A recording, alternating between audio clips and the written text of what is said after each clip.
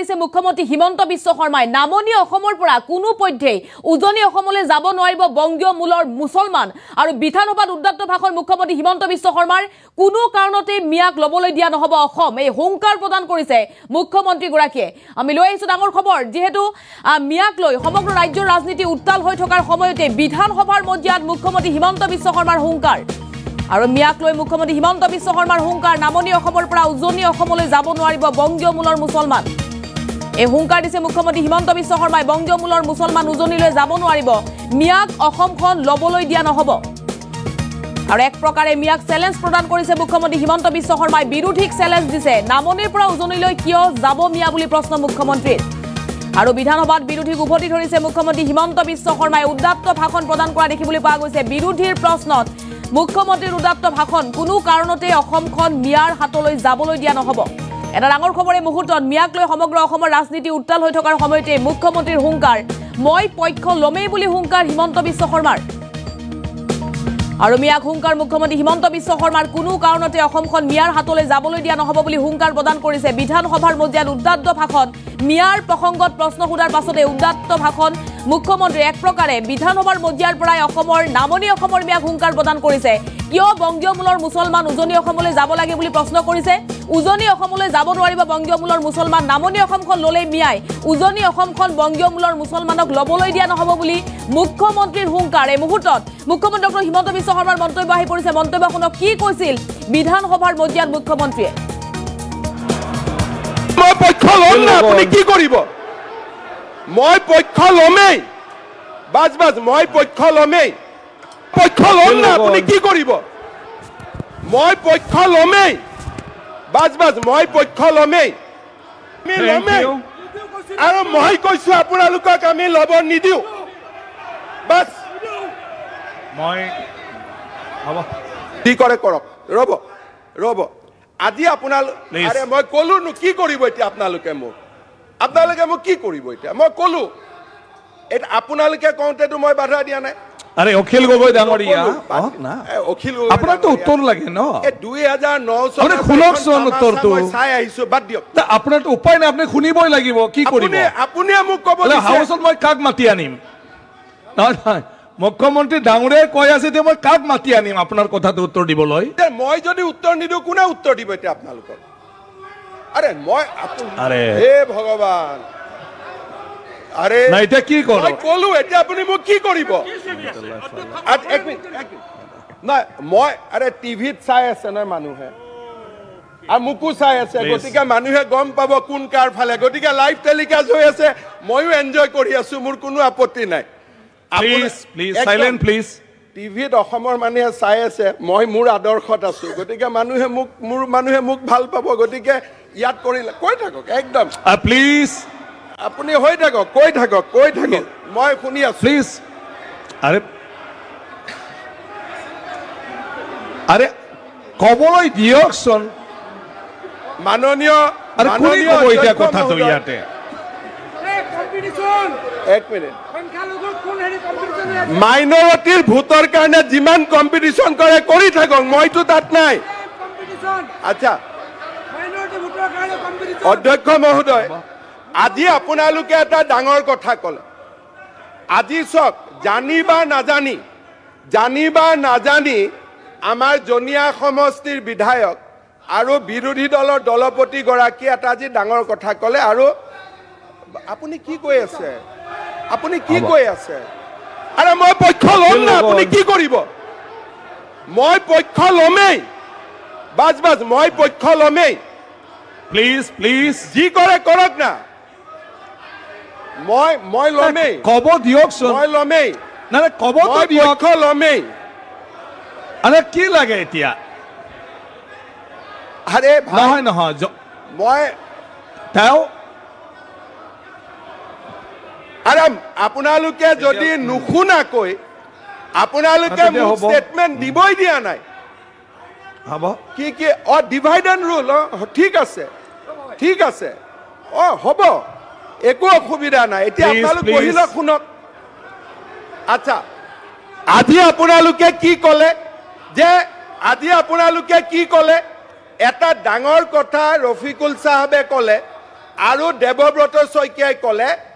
যে লোৱাৰ আছামৰ পৰা মানুহ আপাৰ আছামত যাবই হাৰি কিয় যাব কওকচোন নহয় কিয় যাব কিয় যাব নহয় কিয় যাব কিয় যাব আপোনালোকে কওক তাৰমানে আপোনালোকে গোটেই অসমখন ল'বই ল'বই পক্ষ ল'ম না আপুনি কি কৰিব মই পক্ষ ল'মেই বাজ মই পক্ষ ল'মেই প্লিজ প্লিজ আমিও ল'ব নিদিওঁ আপোনালোকে আজি হাউচত ক'লে যে আমি ল'মেই আৰু মই কৈছোঁ আপোনালোকক আমি ল'ব নিদিওঁ বাছ মই এতিয়া যি বিষয়ত সভাস্থগিত প্ৰস্তাৱ দিছে গোটেইবাৰৰ বাবে এখেতসকলে ক'লে যে মিয়া মুছলমানে অসমখন ল'বই আপুনি ভুল কথা ৰং মেছেজ হ'ব এতিয়া নেক্সট আইটেম মই পক্ষ ল'ম না আপুনি কি কৰিব মই পক্ষ ল'মেই বাজ মই পক্ষ ল'মেই পক্ষ ল'ম না আপুনি কি কৰিব মই পক্ষ ল'মেই বাজ মই পক্ষ ল'মেই আমি ল'মেই আৰু মই কৈছোঁ আপোনালোকক আমি ল'ব নিদিওঁ বাছ মই হ'ব কি কৰে কৰক ৰ'ব ৰ'ব আজি আপোনালোকে আৰে মই ক'লো নো কি কৰিব এতিয়া আপোনালোকে মোক কি কৰিব এতিয়া মই ক'লো এটা আপোনালোকে কওঁতেতো মই বাধা দিয়া নাই আরে অখিল গগৈ ডাঙৰীয়া অখিল আপোনাৰতো উত্তৰ লাগে ন 2009 আপুনি শুনকচোন উত্তৰটো মই চাই আহিছো বাদ দিয়ক আপোনাৰতো উপায় নাই আপুনি শুনিবই লাগিব কি কৰিব আপুনি মোক ক'ব হাউচত মই কাক মাতি আনিম নহয় মুখ্যমন্ত্ৰী ডাঙৰীয়াই কৈ আছে যে মই কাক মাতি আনিম আপোনাৰ কথাটো উত্তৰ দিবলৈ মই যদি উত্তৰ নিদিওঁ কোনে উত্তৰ দিব এতিয়া আপোনালোকক আৰে মই আৰে হে ভগৱান আৰে না এটা কি কৰো মই কলু এটা আপুনি মোক কি কৰিব এক মিনিট না মই আরে টিভিত চাই আছে না মানুহে আর মুকু চাই আছে গতিকে মানুহে গম পাব কোন কাৰ ফালে গতিকে লাইভ টেলিকাস্ট হৈ আছে ময়ো এনজয় কৰি আছো মোৰ কোনো আপত্তি নাই প্লিজ সাইলেন্ট প্লিজ টিভিত অসমৰ মানুহে চাই আছে মই মোৰ আদৰ্শত আছো গতিকে মানুহে মোক ভাল পাব গতিকে ইয়াত কৰিলে কৈ থাকক একদম প্লিজ আপুনি হৈ থাকক কৈ থাকক মই শুনি আছো প্লিজ আরে কবলৈ দিয়কচোন মাননীয় কথাটো ইয়াতে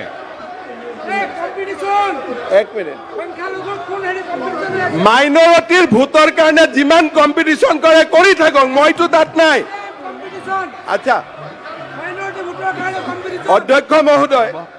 আজি আপোনালোকে এটা ডাঙৰ কথা ক'লে আজি চক জানি বা নাজানি আমাৰ জনিয়া সমষ্টিৰ বিধায়ক আৰু বিৰোধী দলৰ দলপতি গৰাকী এটা আজি ডাঙৰ কথা ক'লে আৰু আপুনি কি কৈ আছে আৰে মই পক্ষ ল'ম না আপুনি কি কৰিব মই পক্ষ ল'মেই বাজ মই পক্ষ ল'মেই প্লিজ যি কৰে কৰক না মই ল'মেই কব দিয়কচোন মই ল'মেই না কব দিয়ক পক্ষ ল'মেই আরে কি লাগে এতিয়া আরে নহয় মই তাও আৰাম আপোনালোকে যদি নুশুনাকৈ আপোনালোকে মোক ষ্টেটমেন্ট দিবই দিয়া নাই হ'ব কি ডিভাইড এণ্ড ৰুল ঠিক আছে হ'ব একো অসুবিধা নাই এতিয়া আপোনালোক বহিলক শুনক আচ্ছা আজি আপোনালোকে কি ক'লে এটা ডাঙৰ কথা ৰফিকুল সাহেবে ক'লে আৰু দেৱব্ৰত শইকীয়াই ক'লে যে লোৱাৰ আছামৰ পৰা মানুহ আপাৰ আছামত যাবই হাৰি কিয় যাব কওকচোন নহয় কিয়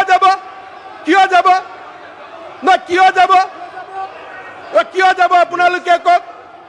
তাৰমানে আপোনালোকে গোটেই অসমখন ল'বই